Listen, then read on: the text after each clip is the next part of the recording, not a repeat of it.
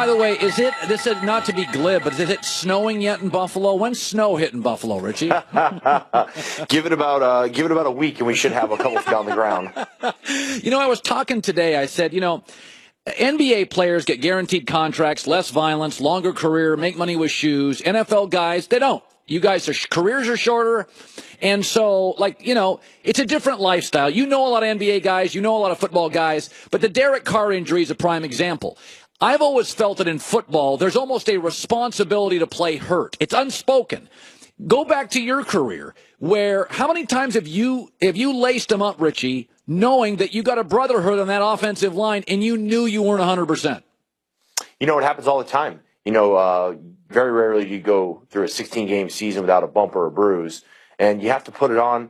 You have to put on for your brothers. Your life is better now. There's only 16 opportunities. Here's another example of that. This time it's so nicked up, banged up. You got to put that stuff to the side and go out there and get the win for the team. It's interesting, Richie. We're looking at a time right now with all this stuff, and there's protest and anthem, and we all want to watch football, and you want to play football. I mean, you're a guy that gets in there. You're a lunch pail guy. You go to work. You grind. And Buffalo's a hard-working grind city. Do you ever worry that all this anthem stuff could rip locker rooms apart, your locker room apart? Are guys talking about that? I mean, is it possible? Do you fear it? I don't see it ripping our locker room apart. I think from ownership to coaching down to players, when this thing went down, we had a direct line of communication. We all talked to one another. And, we kind of all came together, and we decided that out of unity and peace of the team and love from the team, that we were all going to embrace one another and each individual's right to protest. And I think just having that clear line of communication and speaking about it beforehand is what's really going to kind of fortify us and rally the troops and not divide us in the long run. I said something the other day. You played in Miami, not at the same time as this offensive line coach who got in trouble. And I said, Richie, there's a reason you've never seen the TV show Real Wives of Green Bay or CSI Buffalo. It's a lot easier to get in trouble in Miami and Atlanta and Los Angeles and New York than it is Wisconsin. You're in a city right now. So when I saw that Miami story, I thought, God, the Dolphins have every year there's something with the Dolphins. Tell me your life experience. Miami, Buffalo. Is there a tangible difference as a player of more about football, colder weather, indoors? I mean, when you saw the Miami story, what was your takeaway? That was a crazy story. That was one of those things that makes you kind of scratch your head and look at the phone twice. Like, is this really happening? It's like, that was nuts. But there's a very distinct difference from living in Miami, which is warm weather, lots to do, lots of distraction, beaches, clubs, amusement parks. Then you have Buffalo, New York, which is kind of the other end of the spectrum. Very cold, not a lot to do. You're kind of stuck inside all winter. And definitely two different unique environments to play football. I kind of prefer playing in Buffalo away from the distraction, away from all the stuff that kind of pulls at your energy during the season. So Tom Brady has taken more hits this year, and you of course, are going to play Brady twice. Do you have a theory on, I mean, I've been watching this guy for 15 years. I've never seen him tagged more. What's the reason to you? The reason to me is him missing Julian Edelman and Rob Gronkowski. Those guys are his security blanket, and in tough times, he knows that those guys are going to be open. So without those guys on the field, I think he's holding the ball a little bit longer. That's forcing him to take those unnecessary hits. Yeah. It's interesting. You have a mobile quarterback in Tyrod Taylor. And I'm watching football, Richie, and I got Deshaun Watson can run, and Trubisky can run, and Dak can move, and Tyrod, and Andrew Luck's a mover. In your years in the NFL, we're seeing something happening here, Richie. Mobility, not necessarily a running quarterback, but mobility is being Carson Wentz, Cam Newton play tonight. Is it different blocking for a pocket guy than a running guy like Tyrod, Deshaun, Dak? I mean, do you sense it's different? Does it feel different? Do your assignments change? Well, I think what we're seeing is the evolution of the quarterback. Guys that can make things happen with their feet, not only their arms. So we always know when things break down late in a play, Tyrod can make a move and pick up the first down with his feet. So nothing changes for us on the front end. We're trying to block as long as possible so that he can throw the ball down the field. But sometimes those guys down the field are covered, and he needs to take off, make a play with his feet, and set us up with a new set of downs. And Richie, finally, the Bills have played very well. They bring in Sean McDermott, competitive, tough guy. You have been around. We were talking to start our show. Joe Girardi manages the Yankees, and Joe's got that square chin. And I said he's like the stepdad you don't want to tick off. Joe Girardi looks tough. And then you got Ben McAdoo on the sidelines in New York, and the players are bailing.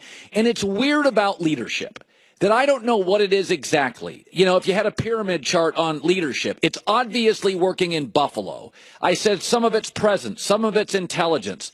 In your years of all football coaching, what do you relate to as an alpha male player? What connects with you? What works for you and motivates you from a coach? I think Coach McDermott's whole mindset of he's a competitor. He wants to have tough people around him. And that really speaks to me because that's what I bring every day. I bring consistency, toughness, energy, and the stuff that Coach McDermott is preaching and he's been getting us to think about week in and week out is, being those grinders, being that physical football team that you go in and you slug it out with for 4 quarters. And that's been our recipe for success through the first 5 games. We're sitting at 3-2, tied for first place with the New England Patriots.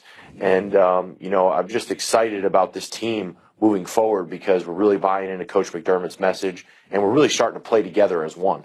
And finally, Richie, you kind of reinvented yourself. Joe Girardi admitted the other day, he said he had a bad night managing, and he said, I just told the team I screwed up. And he owned it. And everybody forgave Joe. In fact, it probably motivated the players.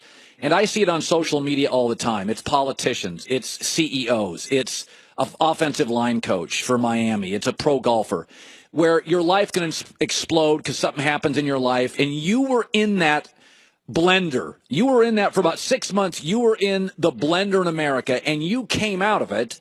You've reinvented yourself. You now go on TV. You're now an elite offensive lineman.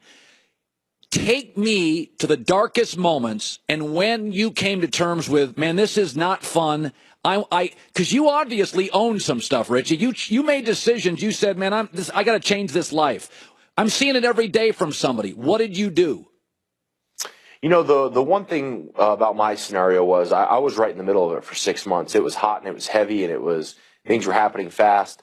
And the lowest point to me was just the monotony of preparing for an NFL season but not having a team, and going and working out every day and doing all the things I needed to do to set me up for success on the field and not having a team. So that nerve-wracking, that anxious energy, all that time spent worrying about, when I was going to get the next opportunity kind of afforded me the ability to lay out a plan. So when it did happen, I had some clear goals. I wanted to come back. I wanted to reestablish myself as a Pro Bowl offensive lineman, wanted to pursue a career in TV.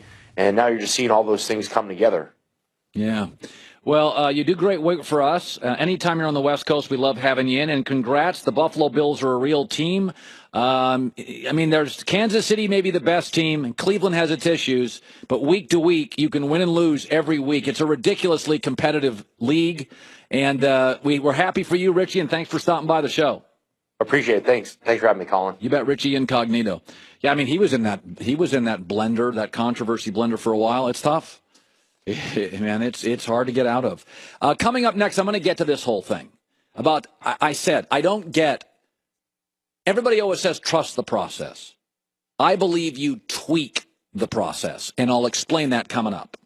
The company that introduced the world to wedgie-free men's underwear is constantly developing new ways to help guys feel more comfortable. Innovation does not take a day off at Tommy John.